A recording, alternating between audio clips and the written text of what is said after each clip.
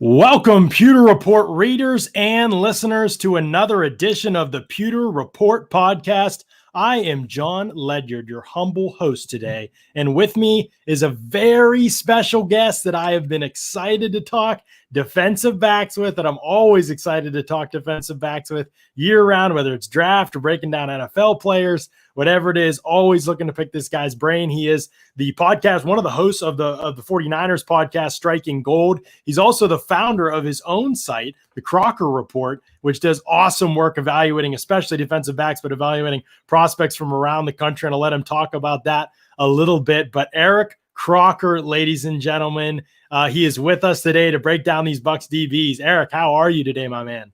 Oh man, I'm doing good, man. Thanks for having me on. And I love the intro, man. You made me sound important or something. Well, you are. You've been vital to me. I'm always sliding in your DMs trying to get you to answer questions for me. Like, hey, what's this coverage? Is it what I think it is? Like, what's this DB's technique? Like, am I seeing this right? Like, and so you've been a great asset to me. But tell the people before we get going a little bit about your site, the Crocker Report. What made you want to start it, and what it is that you all specialize in over there.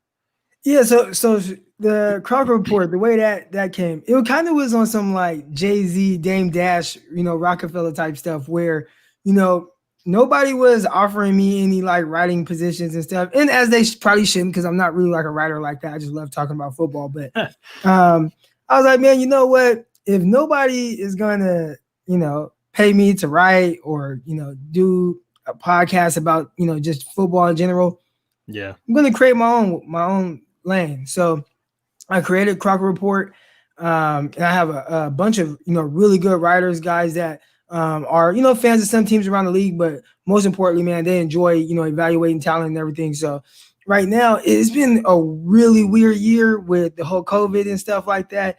Is there going to be football? Is there not? You got a bunch of top prospects opting out and everything. Yeah, but soon you guys will start seeing a bunch of just real raw like scouting reports on prospects from around the country. We've already put out a few, but there will be a bunch more to come, especially as this kind of season progresses.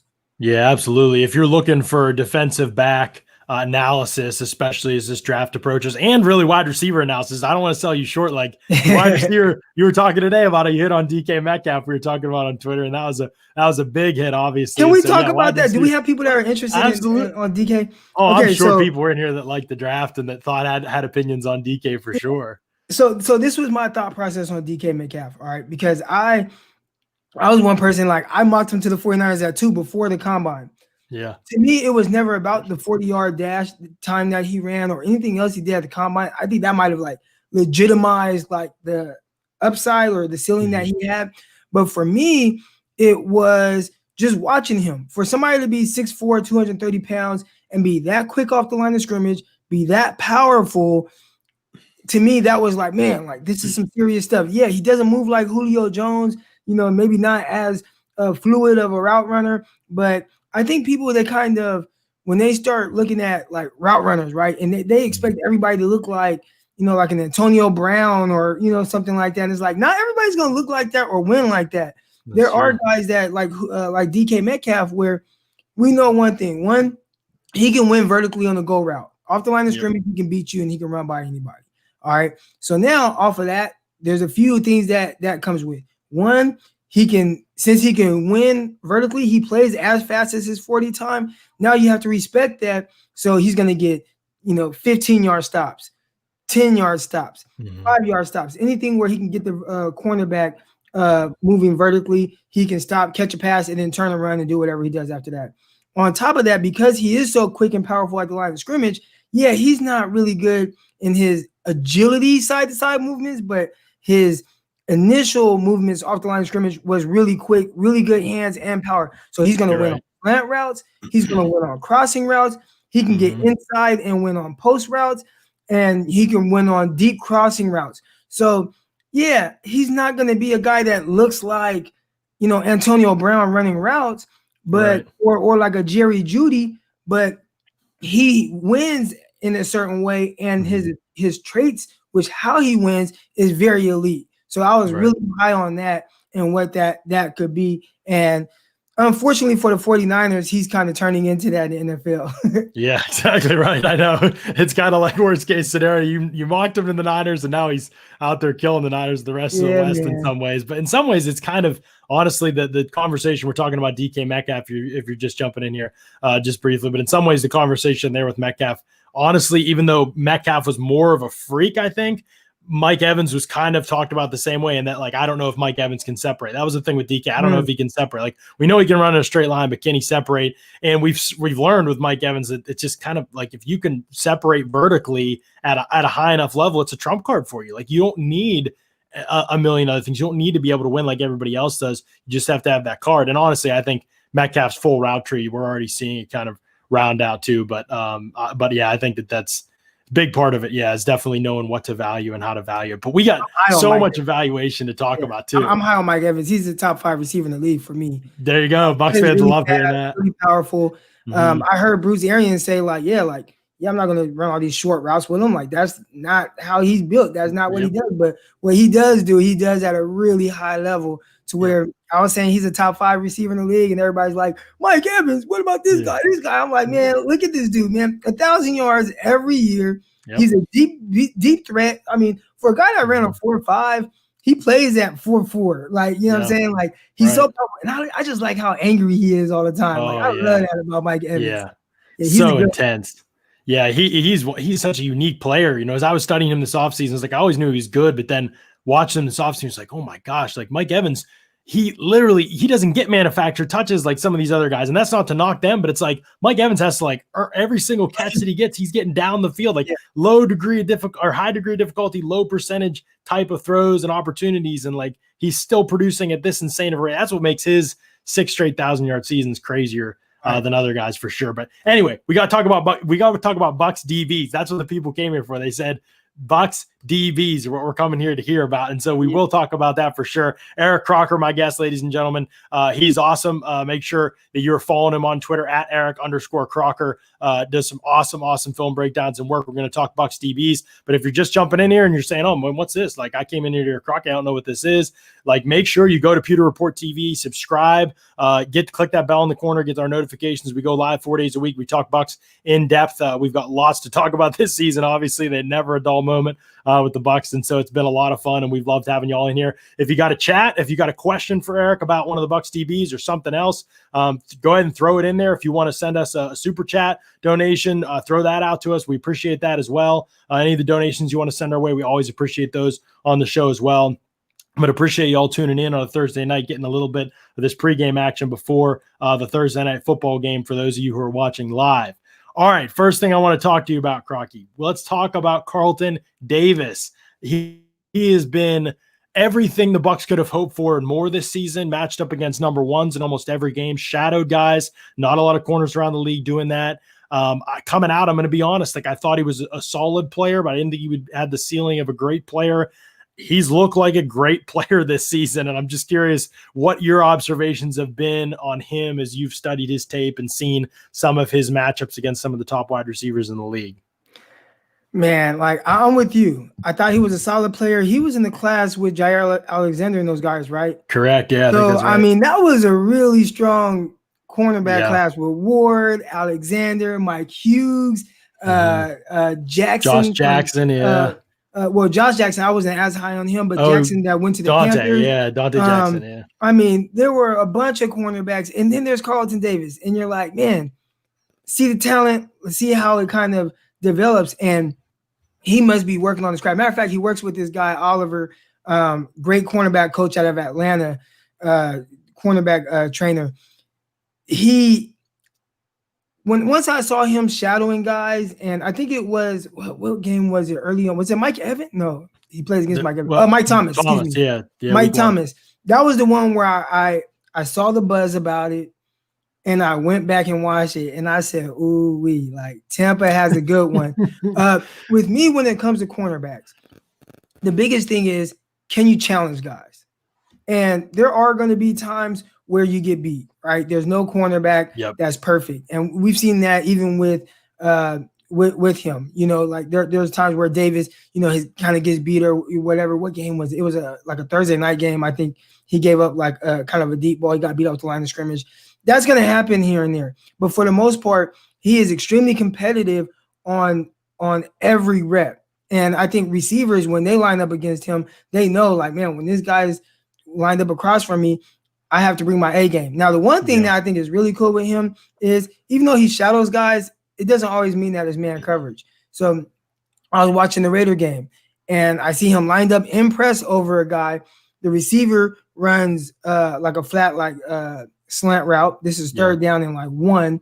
And the tight end, they try to sneak the tight end out into the flats, and he has great eyes. Like, a lot of guys, they in that moment, they would get locked in on the receiver in front of them, because it was an attached tight end. So this wasn't even like a twins type formation. So they had the receiver run a slant. He came off of that, made a play on, the really good tight end from the Raiders, broke up the ball and forced a fourth down. So those are the things he's doing, not just in man coverage where he's challenging guys on every rep, but he also has really good zone eyes too. I think that's really good for him to be that versatile of a player.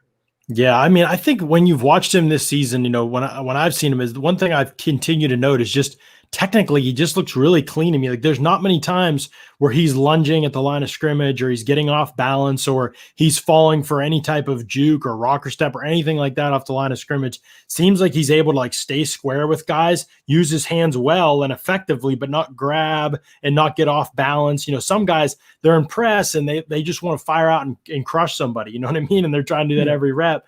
And it seems like to me, he's just able to play a patient brand of football. And because of that, he's able to kind of, even though I wouldn't have marked Carlton Davis's top trait as fluidity like you would like Jair Alexander. Jair Alexander's just oily hips and he's just bouncing in and out of every cut. I wouldn't have described Carlton Davis that way. Not that he's bad that way, but I think because his technique has been so good, he always has his feet under him. He's able to stay balanced, and he was able to transition with guys, even if he might not, his timed change of directions might not be as good as some of the elite corners in that area in the NFL. Would you kind of agree with that take about the way that his techniques develop as a press man guy? No, definitely. You know who it kind of reminds me of? And I don't want to say this is who he reminds me of, but just that easy ability to kind of mirror receivers. But Darrelle Revis. Revis didn't jump off to you as the most freakishly athletic guy, even though I know he ran in the 4.3s coming out. I don't think that he really looked like he was playing at that speed.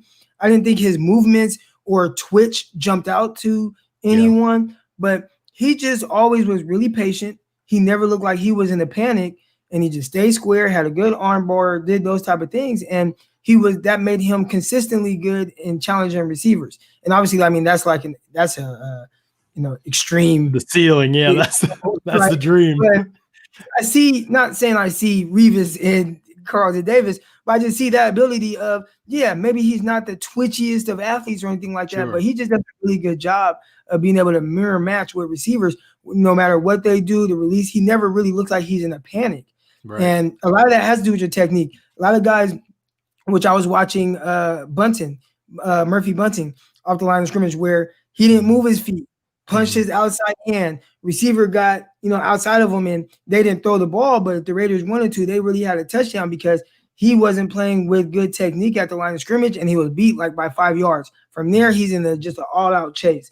Yep. You don't really see that from Carlton Davis. Right. Those aren't things that really show up on film. So that's a big testament to him, really working on his technique. Yeah. And that's one of those things that's hard to see pre-draft.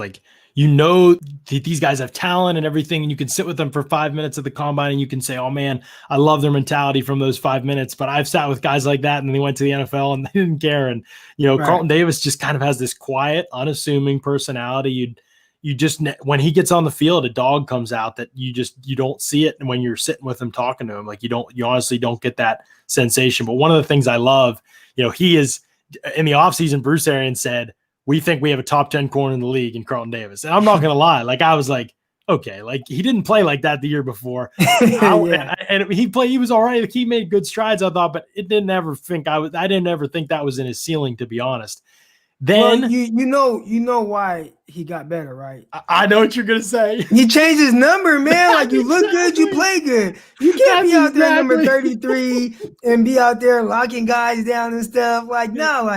It's not going to be pretty. Wasn't it him that got beat by Dante Pettis, just destroyed at the line of scrimmage? Destroyed, yeah. Pettis just caught the ball, ran in for a touchdown. But when you switch to 24, I those knew type you were of things gonna aren't say going to that. happen. So, you look good, you play good. It was the number switch, man. I'm telling you. I couldn't agree with you more. Like, I was literally going to ask you, do you think his jersey numbers? But I knew you'd have that covered. You'd go over that. But no, I think you're completely right. I mean, 24, yeah, looks way better on the field this year. Like, just looks better. The new jerseys, the new number. I'm telling you, there's something to it. Look good, play good. But what Jordan Ridgway wants to know, what I think I want to know at this point is this season, and we know cornerback is kind of one of those positions that it just kind of, it's like a wave. Every year we got different guy. Jalen Ramsey last year didn't play like the best cornerback in the league, like everybody thought. And that's kind of been a continued. Trey White, everybody, he's the best corner in the league. And then this year it's down a little bit. And Marshawn Lattimore looks great week 1. And now he's on this roller coaster ride. And like you said, everybody gets beat and there's ups and downs at the position. But this season, do you feel like Carlton Davis has an argument to be a top 5 cornerback in the league, top 10 cornerback in the league, the way he's played this year? This reminds me of a couple years ago with Byron Jones. And so I won't say that Carlton Davis has solidified himself as a top 5 corner in his league, but I will say at this moment he's playing at a top 5 level. And I saw, Byron Jones do that for an entire year. Was it like maybe 2017, 2018 or whatever? Yep. This reminds me of that, where it's like, man, he's playing at this top 5 level. Can he be this guy consistently? Sustain it, right? But I mean, all that matters is right now, right? You guys, offensive cookie, got Tom Brady. Can he play at this level throughout this year? And if he does, I mean, that's really good for you guys, for Tampa Bay. So right now, yes, I'm not going to say he's a top 5 corner, but he's definitely playing at a top 5 level, especially with what he's asked to do. There are a lot of guys, they're asked to Jason Verrett. We'll use him with the 49ers. Verrett, his passer rating against him is super low. Like, it's ridiculous. But he's not faced with the same kind of challenges playing and play out as Carlton Davis, where Davis, he's following guys on that right side, left side, in the slot, doing a lot of that, where, you're more likely to get targeted because you're facing the guy, and you're more likely to give up a catch here and there. So, just based off of that, like, I don't expect his numbers to be just like super shut down, but I think everybody appreciates how he's playing, how he's competing, the turnovers that he's forced. He had one pass breakup that resulted in an interception that got called back for pass interference, but I thought it was an amazing play. Right. He continued to do those things, man. Like, that's big time, man. Yeah, absolutely. I think he's been the most valuable player on the Bucs defense this season, and that's a great defense. So I don't say that lightly, but I just think what he provides, like you said, when you take into account difficulty of assignment, which I think is very important in evaluating talent, what he's had to go up against this season, how he's performed in that role has been massive for this defense. Let's talk about a guy who struggled a little bit more. Sean Murphy-Bunting. They took him in the second. They took him ahead of Jamel Dean, who we'll talk about as well. We'll kind of incorporate Murphy-Bunting and Dean into the same conversation here, where they took Murphy-Bunting ahead of Dean. They had high hopes for him. He is kind of, since mid last season, they made the switch. They said, MJ Stewart, you're out of here. And then they cut him this offseason. They said, Vernon Hargraves, you're out of here. They cut him, and thank God, he's maybe the worst corner in the league, but that's another conversation for another time. They cut him. You know what? Hey, people come to me for cornerback advice, but I'll say this. I had him like ahead of Jalen Ramsey. Now, this was before I was really diving into the film like that, but I really liked him for whatever reason. There was a lot that I liked about it. So, hey, I probably would have missed on him too. So don't feel bad, Tampa Bay GM. I agree with you on that one. I liked him too. I think part of what didn't click for him was hard for us to see from our vantage point. Let's just put it that way. But I think with Sean Murphy-Bunting, he stepped into the lineup and they love him because he's smart, vocal, and really hardworking. He's an intense guy. He loves to play. He's got the mentality that Tampa Bay really wants at the position. He's physical. He's aggressive. But like it or not, last year he was shaky. He's the outside corner in base, and then he steps into the nickel when Jamel Dean comes onto the field, and he plays inside. And I don't think he played nickel in college. He's not really like the typical build that you see for a nickel, and definitely not the typical technique that you see from a starting nickel. What are your observations with him? I have so many, I don't know if he's miscast, if it's, but then I watch him last week and, I'm like, man, they need to play him in press man more. Like, he just gets all out of sorts in zone. He doesn't have great feel or instincts or spacing. Then they put him in press man last week, and he got toasted up. And so I'm not sure what the answer is with Sean Murphy-Bunting. But what do you see when you watch him? Do you think he can improve? Yeah, nickel. If you're not used to playing there, you have a lot of space. You're there like in the middle. You're you're between the hashes and the numbers. There's more space for guys to have a two-way go. The biggest issue I've seen from him in the times I've watched Murphy is because you guys do play a lot of zone with him in there in the slot. His eyes to me have been bad. There have been multiple occasions where I'm watching the game and I see the guy that they're throwing to right next to him. And it's like, if you just look and attach to a guy like that's in your area and then look back at the quarterback, you can probably get a pick. But he gets so stuck on the quarterback that boom, a completion right next to him. And the guy turns up, gets the first down, and he'll get the tackle. But I think, and I don't know what they're being taught, but there are some teams that teach a lot of spot dropping. I do not like spot dropping. I like, hey, let me look at this guy that's coming into my area. Yeah. Okay, he's coming into my area. Once I see him coming into my area, now I can get my eyes back to the quarterback. I think what he's doing and what it looks like to me is from the jump, he's looking at the quarterback. He's just dropping to a spot, not taking into account anything else that's going on around him. Catches get made, then he'll go and make a tackle. But that seems to be something that's been really consistent with him, especially in the nickel. Right. Yeah. This is a funny comment from Mayan Thompson, who says maybe SMB needs to switch his jersey number. That's not the problem. He's wearing 23. 23 is better than 23. Exactly right. Yeah. So he's already got that going for him. So, that's a good thought, Mylon, but I think we maybe covered that base with him. So his issues can improve with experience, right? Like you said, he is a guy that isn't used to playing in the nickel. He didn't play there in college. I watched him in college. Right. He was an outside strictly guy. So he's playing in a new position, something that's foreign to him. He's asked to do a bunch of things that he probably never had to do. And he's going to see a lot of new things, a lot of new looks. He has to get more comfortable. So they asked, like, can he improve? Yes, he definitely can. The game just has to kind of slow down for him at that position. But you would like to see something that's more encouraging. And the way you guys are talking about him, it sounds like he hasn't really given you much to be encouraged about. Yeah, he really hasn't played very well. And here's the other thing, Eric, is that when you're a defensive back that is still kind of going through the ups and downs, like, and learning, I think that can be accepted to some degree. But then it's like, okay, what's the high end positives? Like a lot of guys get beat early on, but then we saw Jeffrey Okudah the other day for the Lions. He's getting beat consistently as a rookie, and it's not that surprising. Like, it's a tough position to acclimate to in the NFL. But then we also seen some peak plays, some crazy interception. He made a crazy interception a few weeks ago. So you see the flashes. SMB picked a couple passes off last year, but I wouldn't describe any of them as like great plays. It was just kind of like ball was thrown on poor decisions by the quarterback. And this year, we just haven't seen any high-end plays. I think he has one pass breakup. I don't even remember that play, and I watch every Bucs game like 4 times. So I don't know where he got credit for that. But he's been even when he's in position and man coverage. We think of the back shoulder throw against the Panthers, 30-yard gain to DJ Moore. Think of the back shoulder touchdown to Donald Parham and the Chargers, 19-yard touchdown. He just hasn't made the plays on the ball even when he's in position. It's not like to me, like the biggest thing with him that I wrote last year over the summer, and that's what's shown up again this year, is that he doesn't seem to have a feel for when the ball is around him, like in man and in zone for when a receiver's around him. Like, it just doesn't seem like he is kind of like, see it happen, then react to it. Like, there's not like and that, to me, that's like the definition of the lack of instincts. Like, I want guys to sense things kind of before they happen, get a feel for when a route's about to break before they happen, and some people call it instincts. Other people will say, oh, tape study. Like, I've seen him. I see his hips sink. Like, I see him about to change directions. I see his eyes, whatever it is. Like, I don't see that process happening for him. Like, to me, he's just playing very reactionary. A team does something, a receiver does something, he chases. We saw it a couple times the other day. The Raiders brought Henry Ruggs in like a short motion from a wide split. They brought him in a short motion, and he comes, inside like he's about to run a drag route. Then he bounces back outside in a pivot.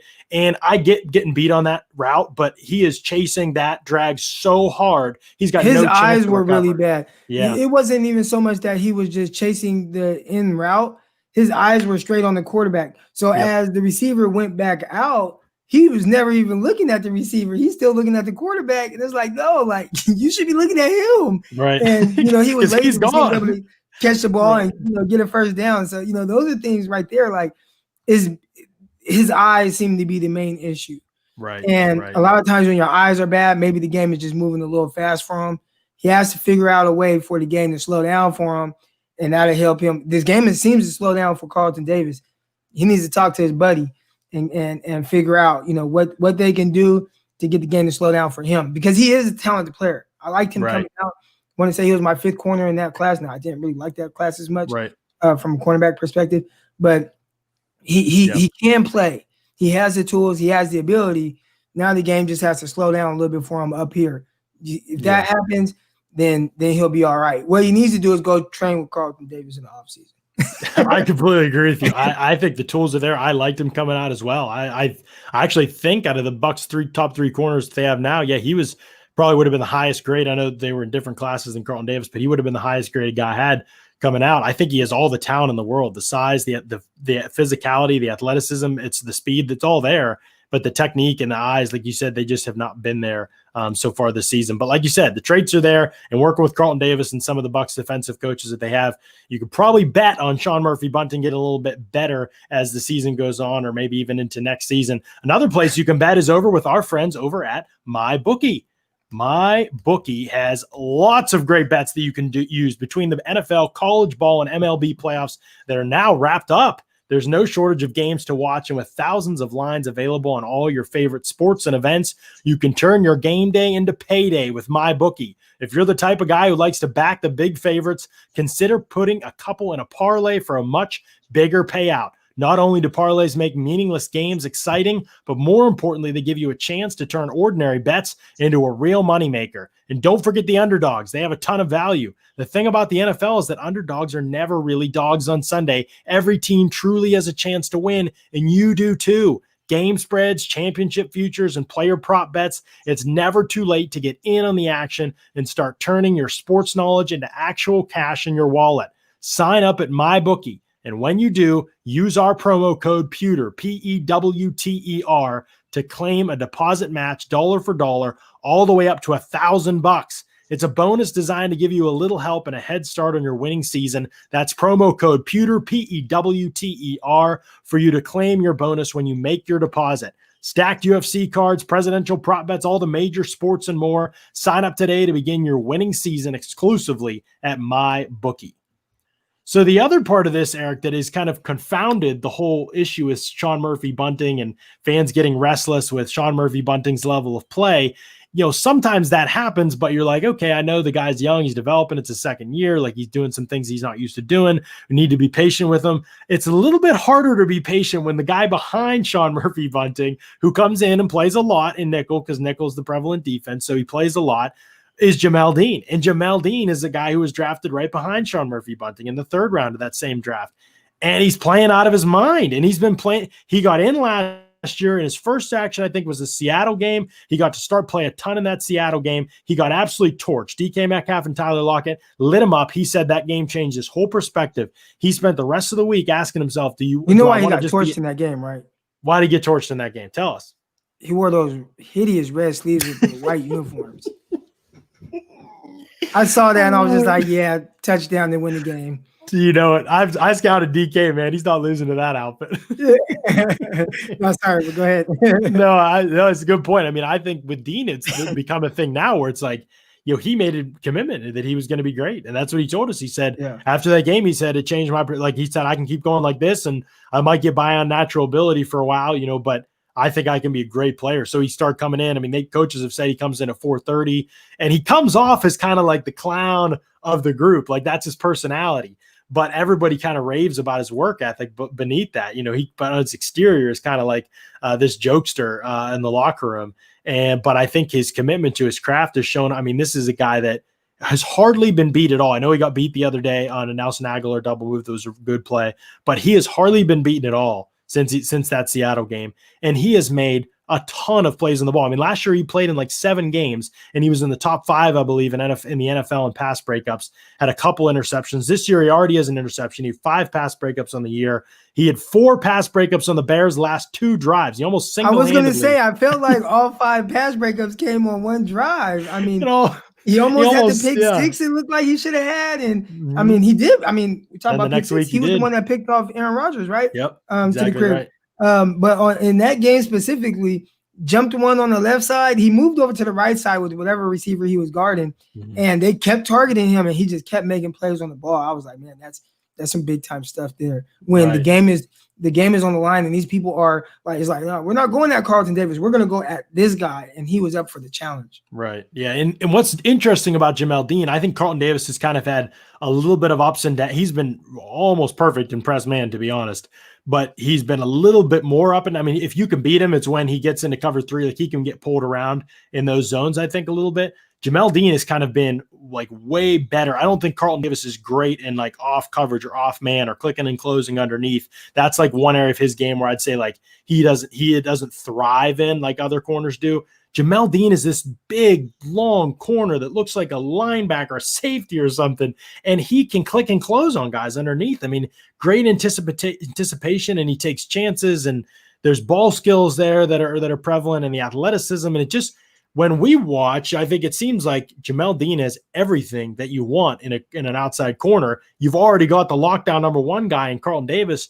Like, we see a ceiling that I think suggests Jamel Dean could be one of the best number two corners in the league. So just curious I know he's not a full-time starter, but what you've seen from Jamel Dean this season and maybe last season, if you saw him at all, and what trajectory you see his game on. Yeah, I've been impressed with just his ability to make plays on the ball. The one thing, especially with him coming out, and even when I watch the games now, he looks like a safety playing cornerback with how he moves, his size, like he has like a long torso, just everything about him looks like a safety playing corner, but he's really confident. I think he's been extremely confident with his breaks on the ball. I think he challenges himself well. Obviously, he has the deep speed to run with anybody. I wasn't someone that was really high on him. There were a lot of people like, "Oh, you're gonna like Dean from Auburn," and like they were like, "He locked up Riley Ridley. He locked up Riley Ridley. You're gonna like him." And I'm like, like it just looks a little funny, like, you know what I'm saying, like just how he moves and stuff. But watching him at the pro level, man, like it just works for him, and I'm sure sooner or later he will be in there for Murphy-Bunting. I don't think they're going to leave him on the outside too much longer because he's kind of been a liability a little bit on a defense that's playing at an extremely high level. Right. No, I agree with you completely. I think it's only a matter of time. And today's actually somebody asked a question about it. Today I asked Todd Bowles a question about how can they help Sean Murphy-Bunting. You know, he seems to be struggling a little bit. And yeah, here it is. Somebody asked, Alex Abbott asked, my question to Todd Bowles was about Sean Murphy-Bunting, and he said something to the effect of, we'll try to slow things down for him and keep him at one spot because he's been playing more positions than anybody other than Antoine Winfield in their defense. And so he said he'll be fine doing that. So to me, that alluded to, I didn't get a chance to ask any more questions after that, but to me, it alluded to that he might be in the nickel, you know, and that might be a strictly nickel. So Alex, good catch on that. I agree with you. That's kind of what I was thinking as well. I actually sent that exact text to the Pewter Report group chat. So I think you might see Sean Murphy-Bunting transitioning to nickel and Jamel Dean playing outside. I just think when it comes to the secondary, man, I think the game, you always say this too, like, don't give receivers space. Anybody can play it safe and get by in a game. I've always seen you tweet this, but like, if you want to make a name for yourself and you want to make a play and you want to be the guy, like, don't give up that. But, you know, don't be afraid of giving up the play, a big play to some degree. And to me, Dean plays that way. Like, he's aggressive. You know, he's not dumb. He's not dumb about it, I think, but he's just aggressive to a point where he can make plays on the ball. And I think another guy like this in the secondary that I want to see playing more, you know, because of this, for a lot of the same reasons, is Mike Edwards. You know, Mike Edwards has played, you remember him from Kentucky, maybe playing safety at Kentucky and playing in the box, and he played in the nickel some. Last year for the Bucs, he was honestly probably more down than up. Their safety play was pretty poor across the board. I thought their corners, you know, were super young. It was just a really young group. It was hard to get a great feel for anybody. Edwards came out, had a pretty good camp, but Antoine Winfield just had a better camp. And watching Antoine Winfield, that was my guy. That's how much it was. Winfield was. I thought he was hands down the best safety in this class. Yeah. And I want to say between him and Juan Thornhill, probably two of my favorite safeties, definitely in the last 2 years. Yeah. I think before that, the only guys that I would probably take ahead of him was like Minkah Fitzpatrick, who, you know, he was a top 10 type guy. Right? So with Winfield, man, I just liked his versatility. his ability to kind of come down. I thought because in cover 4 that he ran sometimes at Minnesota, you're almost like a corner playing off in space. You kind of have to match guys going vertical and stuff like that. I thought he had really good fluid movements. And in today's game, the big kind of stiffer safety, that's kind of getting out of there.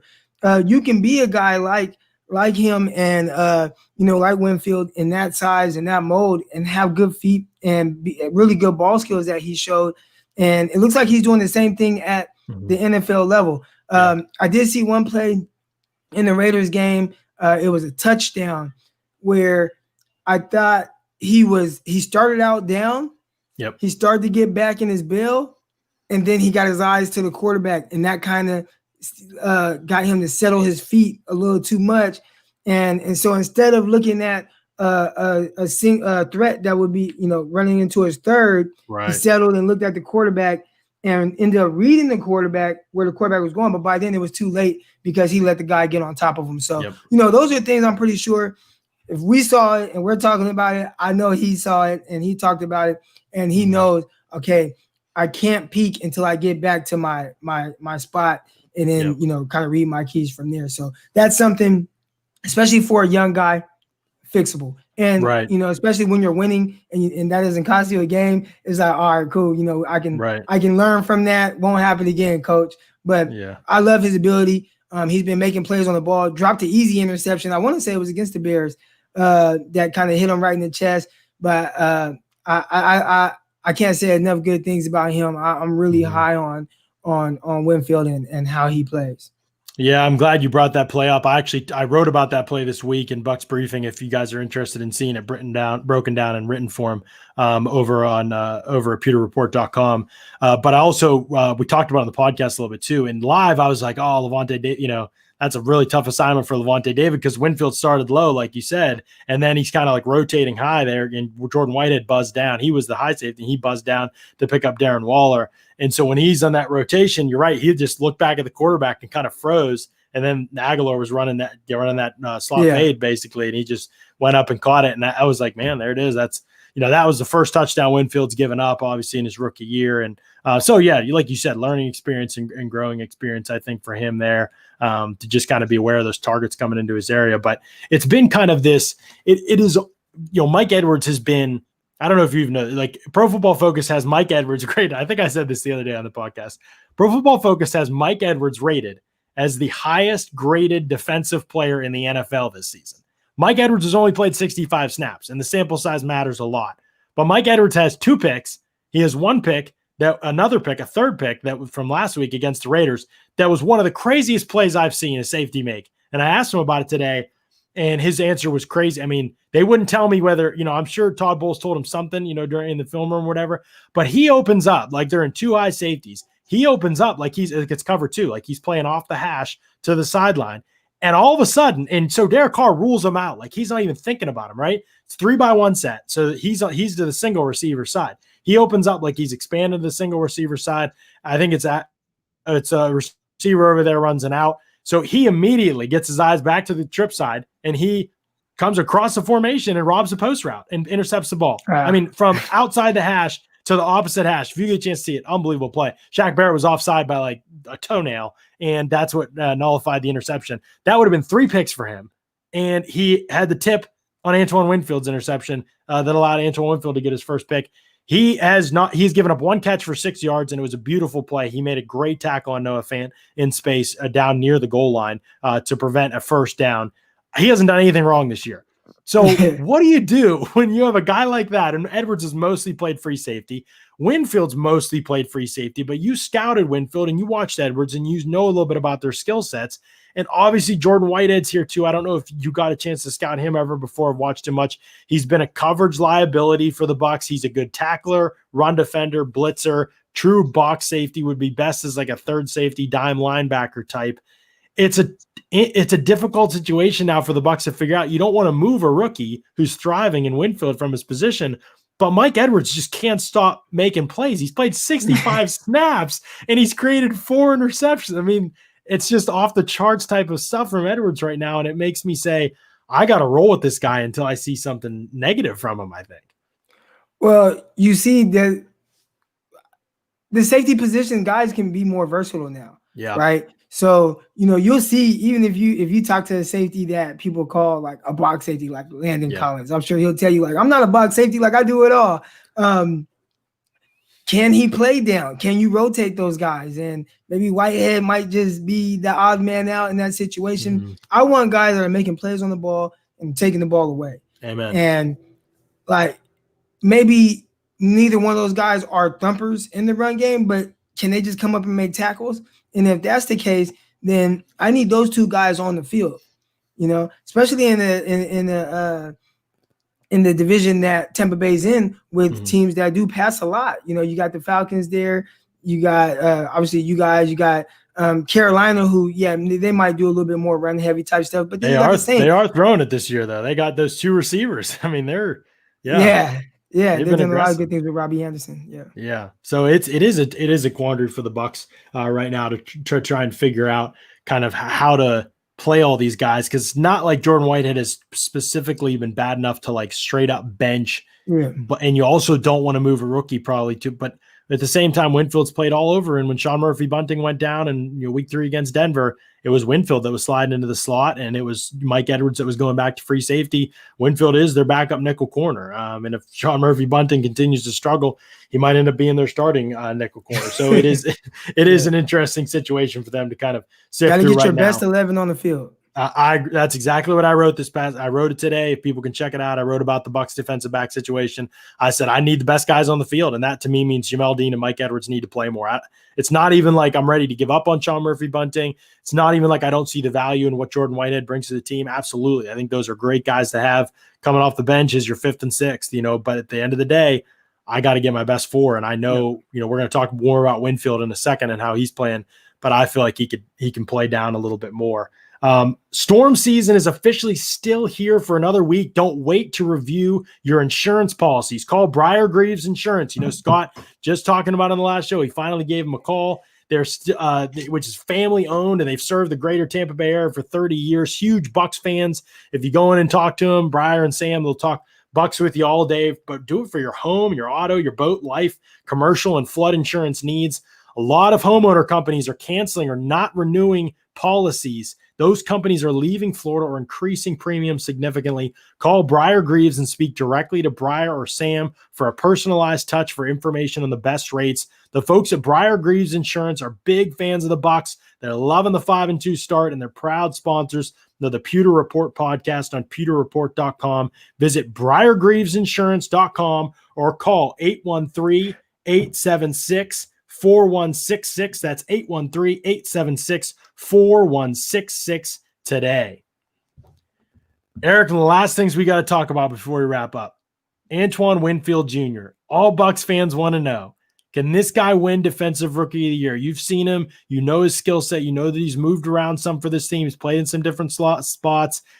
You look across the league right now, there are not a lot of great Defensive Rookie of the Year candidates, and I'm not saying that Winfield isn't deserving at all, but the reality is safety doesn't really win that award. We've seen it over history. I think it's been 20-some, 30 years maybe since the safety. It's been a long time since the safety won that award, but this is a very unique year. There are not as many defensive rookies playing, and there definitely are not many playing at a high level right now. And not to say they won't be good eventually, but right now it really looks like Chase Young is obviously in that conversation. He's been great for Washington and was the highest drafted defensive player. And then Julian Blackmon for the Colts has made impactful plays. He only played like 220 snaps, but he has a couple picks and pass breakups, and he's been really impactful for them. And we know it's a stat-based award. Winfield finally got his first pick. He's got a couple pass breakups on the season. He dropped a pick against Green Bay. You mentioned that a few minutes ago, hit him in the chest. He's had plays, he's been around the ball. He made a great pass breakup against the Bears and against the Saints week 1 in the back of the end zone to save a touchdown. And, he's had a couple sacks, a forced fumble. And so he's been impactful. Do you see a guy that has a skill set that's good enough to compete and maybe win Defensive Rookie of the Year? No, definitely. Especially like you said, in a season where, there aren't a bunch of rookies around the league making plays. Another thing that really helps is being on a team like Tampa Bay, a team that people are kind of like starting to consider the best team in not just the NFC, but maybe, the NFL. And when you're on the defense and you're kind of like out there and you start to get flexed into more of these primetime games and people see you making plays on, on the big stage, that's going to really help you. Now, obviously, Chase Young, he's going to have a lot of buzz. He's playing on a really good defense in Washington where the offense is trash, but that defense has been really good, really stout, and he's been one of the reasons why. But so it's probably going to come down between those two guys. Maybe Julian Blackmon, maybe, but Winfield, I think he has the upper hand just because the team he's played on, people are looking at that team now like, man, Tampa Bay has an awesome defense. And if he's the guy back there and he just makes a few plays, especially on TV for everybody to see, I don't see why he couldn't be, the guy that wins it. Yeah, I think it's a good point. Turnovers matter, and that's what talks at the end of the day.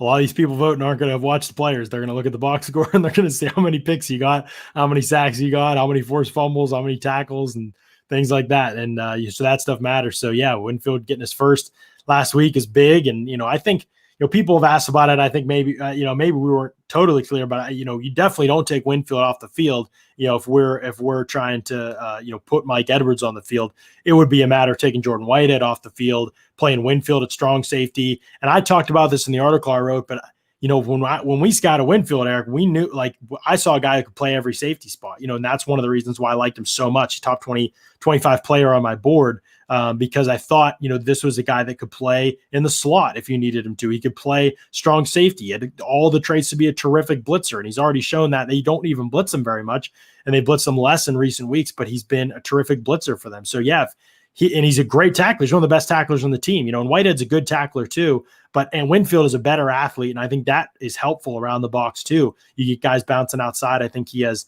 the traits to be able to match up with that. So I think you'd play him in the strong role. And then it's possible you would play him in the nickel when they go to nickel packages. You'd play him in the nickel and Jordan Whitehead would come in at strong safety and Sean Murphy-Bunting would just be your sixth guy and he'd be ready to come in at any of those spots basically, and I even said, I think you could flirt around with, maybe having Sean Murphy-Bunting in some packages come in and you'd have four corners on the, or three corners still with Antoine Winfield playing in the slot. And I could see Sean Murphy-Bunting, dropping back and playing some safety spots. They've done it before with him. They feel like his versatility is a strength, but right now, like Bulls mentioned today, there may just be a little bit too much going on for him to think about. And so we'll see if, things kind of slow down for him as the season goes on. So Eric, man, I appreciate you so much coming on this show and giving us your insight. It's always awesome talking to you. And guess what, folks, if you're new to the podcast, we're going to be doing this all off season too. We're going to be talking draft on the Pewter Report podcast, and we're going to be breaking down prospects. And you can bet we're going to see Eric again. He's going to have his insight on lots of prospects that we might take a look at for the Bucs. And as we examine this draft class extremely closely. So it's been awesome, brother. You can follow Eric at Eric_Crocker on Twitter. Make sure you do that. Check out his work. He is phenomenal, and he is the guy to ask if you have questions about any of the Bucs DBs after a game or something. Give him a follow and make sure that you're asking him questions because he's always got the answers. So Eric, appreciate you, man. Thanks for making the time. Anytime. And real quick before I get out of there, I have to remember, Chin from Carolina. That's right. I just saw the Panthers behind me, and I'm like, oh, Chin, rookie. So that's another guy, and Panthers are definitely hyping him up right now in the media. So that is a guy that could probably be considered in that spot. But aside from that, man, thanks for having me on, man. Shout out to my guy, Ron Lucene. He's a big Tampa Bay Buccaneers fan. So I work with his son. His son's a Division I corner out there at UConn. He's a big Bucs fan. He was like, yeah, I'm watching, man. So that's awesome. Shout out to him. And yeah, I appreciate you for having me on, man, for real. Absolutely. Absolutely. Anytime, man. Yeah. And for all the Pewter Report listeners, we will be back. Remember, we are kind of altering the schedule this week because of the Monday night game. So we'll be on Monday night after the game. That's the next time you'll see us. So a little 3-day break without us, listen to the podcast, get caught up. We appreciate y'all. We love y'all, but we'll be on Monday night. We'll be on Tuesday at 4 p.m., Wednesday at 4 p.m., Thursday at 4 p.m. So 4 days in a row, you'll get us next week because of the Monday night game. We'll be breaking down everything that happens in that Giants game and getting you ready for the big one against the Saints coming up that week with lots of great content coming your way. So for Eric Crocker and myself, John Ledyard, thanks so much for listening to another awesome edition of the Pewter Report podcast.